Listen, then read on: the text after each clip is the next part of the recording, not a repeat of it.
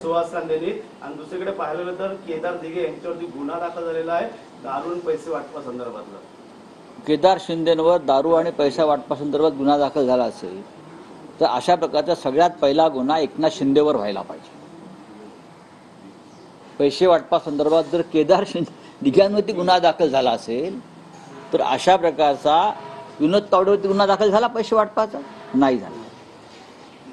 पैसे पकडले त्या हॉटेलमध्ये काही संशयास्पद महिला नाही पकडलं, गुन्हा दाखल झाला काय विनोद तावडेंवर नाही।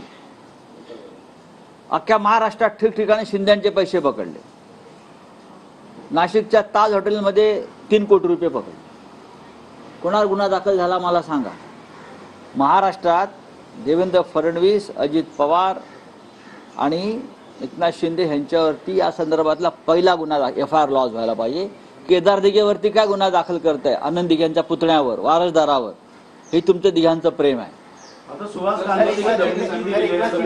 सुहास कांदेनी कोण आहेत? ते आमदार आहेत।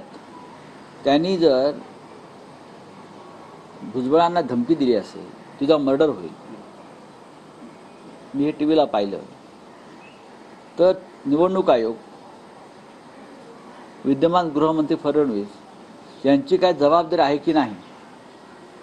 एकनाथ शिंदे मुख्यमंत्री जबाबदारी आहे की नाही? एक आमदार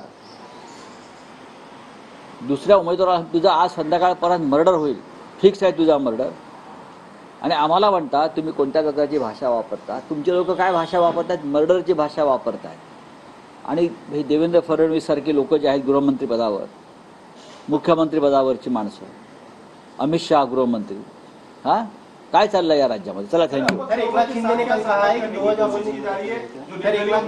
देखिए ये अपक्ष हमारा नंबर कम नहीं हो जाएगा। आप जो बात कर रहे हैं कि अपक्ष या छोटे दल, हम और हमारे सभी साथी, छोटे छोटे दल जो है, शेका पार्टी है, समाजवादी पार्टी है, हाँ लेफ्ट के लोग हैं, हम सब मिलकर हमारे पास सरकार बनाने के लिए बहुमत का आंकड़ा हम पार कर रहे हैं। हम 160 या 165 तक सीटें जीत रहे हैं। मैं आपको दावे के साथ कुठे नाही, आम्ही आज भेटतोय, उद्याही भेटतोय, आम्हाला 2 दिवस भेटून काही चर्चा कराव्या लागतील। पूर्ण स्थिर सरकार, पूर्ण। तर आम्हाला सत्ता स्थापने इतकं बहुमत मिळेल असा दावा खासदार संजय राऊतांनी केलाय।